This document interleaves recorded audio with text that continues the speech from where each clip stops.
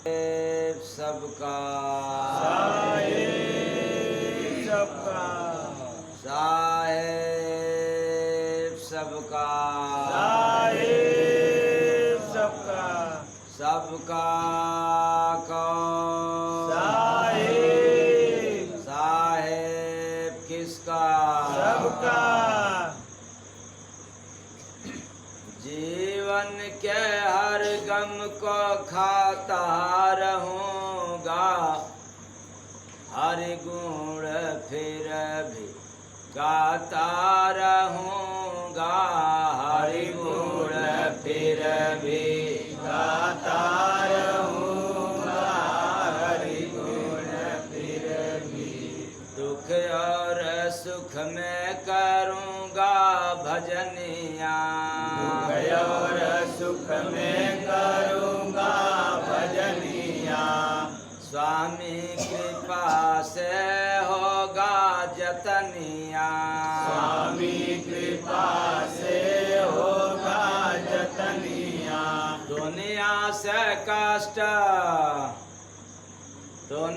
से कष्ट उठाता रहूंगा हर गुण फिर भी गाता रहूंगा हर गुण फिर भी गाता रहूंगा हर गुण फिर भी मानुष का जन्म मिला हो हीरा मानुष का जन्म मिला हो हीरा सत्संग सुनब सब कट जाए पीरा सत्संग सुनब सब कट जाई पीरा निंदा जगत से पाता रहूंगा हर गुण फिर भी गाता रहूंगा हर गुण फिर भी गाता रहूंगा हर गुण फिर भी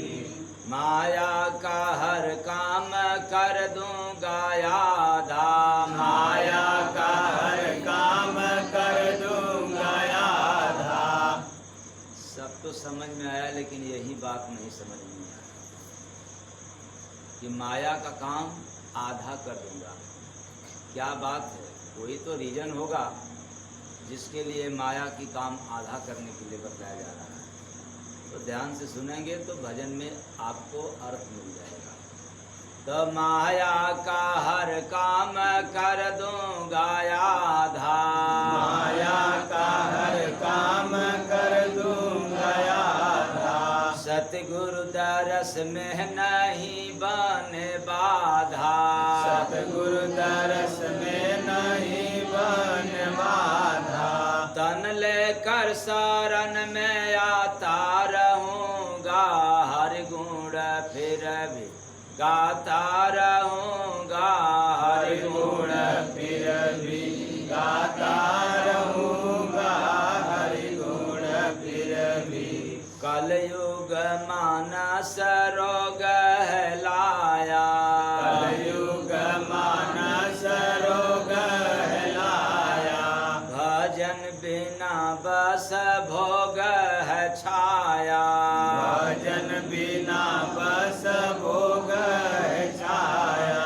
मन सुमिरन में लगाता रहूंगा हर गुण फिर भी गाता रहूंगा हर गुण फिर भी गाता रहूंगा हर गुण फिर भी हर काम के संग राम को जोड़ो हर काम के संग राम को जोड़ो बुरा कर्म सब कुसंग हो छोड़ो बुरा कर्म सब कुसंग हो छोड़ो श्वासों में नाम चलाता रहूंगा हर गुण फिर भी गाता रहूंगा हर गुण फिर भी गाता रहूंगा हर गुण फिर भी प्रेम प्रभु से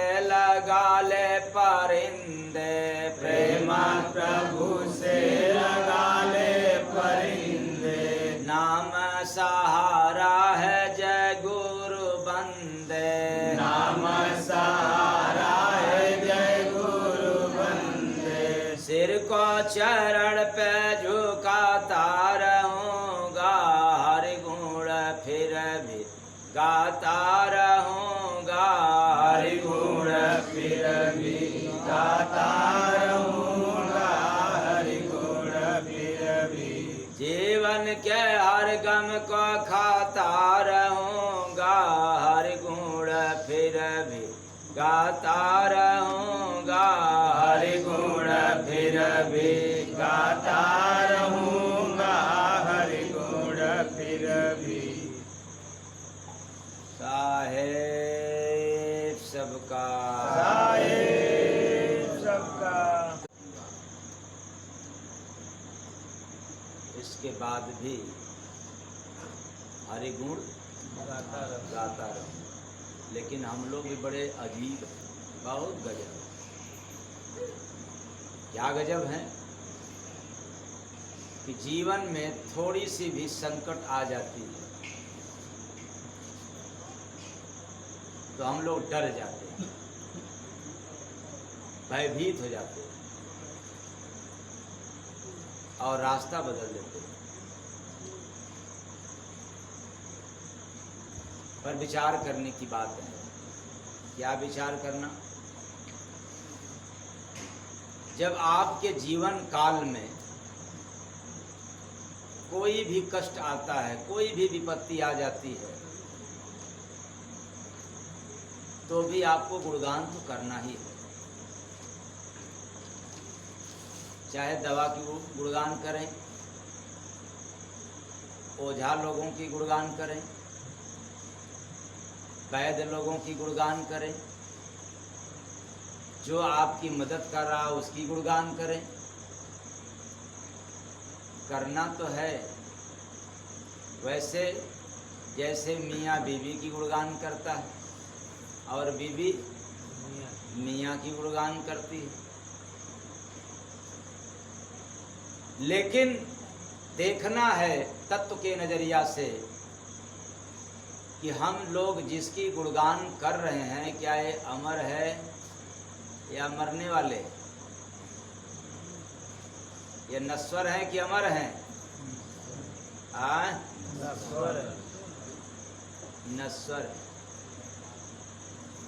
तो गुणगान किसका करना चाहिए?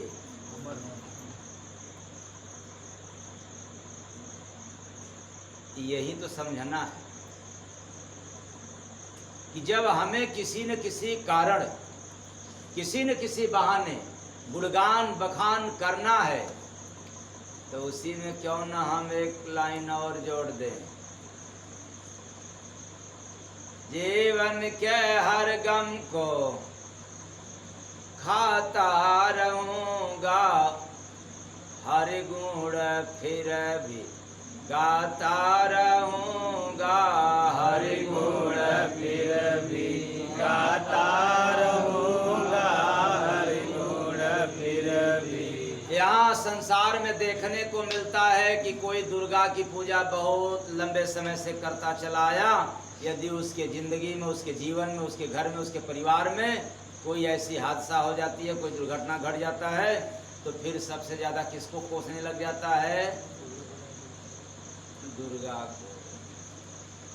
कि हम तो इतने वर्षों से पक्का पूजा करता था, लेकिन ये क्या हो गया? दुर्गा क्यों नहीं रोक पाई, ये मदद क्यों नहीं की? तो याद रखना, दुर्गा कभी न किसी की मदद की है, न कभी भविष्य में किसी की करेगी। तो करेगा कौन? तेरा कर्म। मदद तेरा कौन करेगा? कर्म। और कर्म बनेगा कहाँ?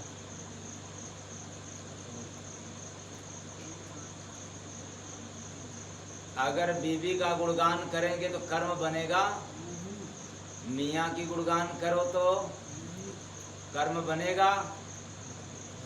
तब फिर किसका गुणगान करना पड़ेगा? हरि का। तो पता है हरि कौन है? हरि कहाँ रहता है? हरि व्यापक सर्वदेश अच्छा ठीक, मान लिया जाए हरि व्यापक है, वो सर्वत्र है, देखोगे कैसे? हरि व्यापक है, वो सर्वत्र है, तो देखना है उसको, कैसे देखोगे? हाँ, तो गुरु तो बहुत तेरे ढोंगी पड़े हुए हैं, फिर कैसे देखोगे? तो जब जीवन में संकट से मुकाबला करने की तेरे पास सामर्थ्य आ जाए तो तुम प्रभु को देख लोगे अपने ही पास। वो सामर्थ्य, वो क्षमता केवल दुख को स्वीकार करने की आ जाए। और मैं यह भी नहीं कहता हूं कि कैंसर का दुख, किडनी का दुख हो जाए, हार्ट का दुख हो जाए, मैं इसकी बात नहीं कह रहा हूं। इसका तो इलाज है डॉक्टरों के पास। तो कहोगे कैंसर का कहाँ इलाज है? मालूम है, अगर फर्स्ट और सेकंड स्टेज मालूम हो गया तो इलाज है, थर्ड और फोर्थ का नहीं इलाज है, शुरुआती दौर में है इसका। तो फिर कौन सा गम, कौन सा दुख? ये संसार की ताना बुना। जब आप नेक कर्म करने के लिए चलते हो, जब आप अच्छे कर्म करने के लिए अपना पग आगे बढ़ाते हो और उसमें कोई आपका टांग खींचने को तैयार है, तो सतर्क होकर के अपना काम करते रहना है। ऐसी साहस आपको हो जाए कि हमारा टांग खींचने वाले खींचे, हमारा तो काम है हरि का नाम लेना। तो फिर आपकी सहायता कौन करेगा?